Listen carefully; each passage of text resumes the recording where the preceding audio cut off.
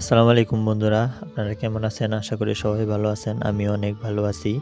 বন্ধুরা, আজকে আপনাদেরকে দেখাবো টাঙ্গাইলের একটি জনপ্রিয় জায়গা বাসুলিয়া চাপড়া বিল।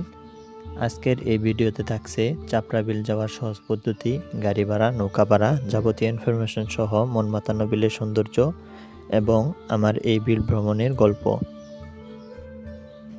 তো চলুন শুরু করা যাক। সকাল সকাল আমি আর আমার বন্ধু সেলিম রওনা দিলাম মধুপুরের দিকে।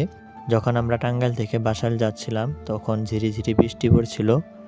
তখন রাস্তার দৃশ্যটা অনেক মনোমুগ্ধকর ছিল, মনে প্রশান্তির ছায়া বয়ে গিয়েছিল।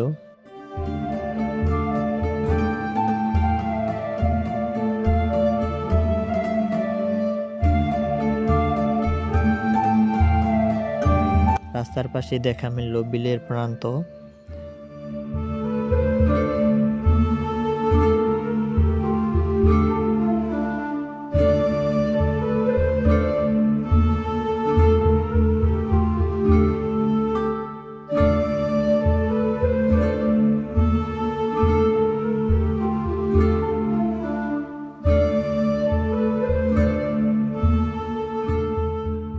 নৌকা ছাড়ার ঘাটে ছোট ছোট দোকান, কেউ বাদাম বিক্রি করছে, কেউ মাটির খেলনা, কেউ রকমারি খাবার।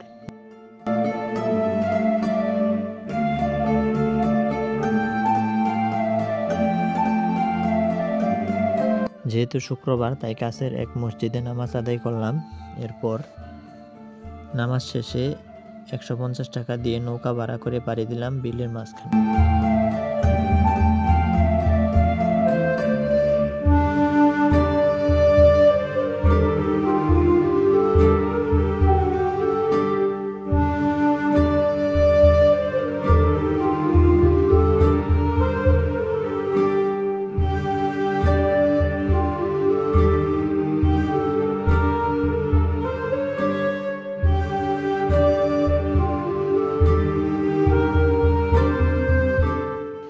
এ যেন কুয়াশায় ভেজা শান্ত এক জলরাশি, বাতাসে দুলে ওঠে পানির ঢেউ, চারদিকে শুধু পানি আর নীল আকাশের ছোঁয়া।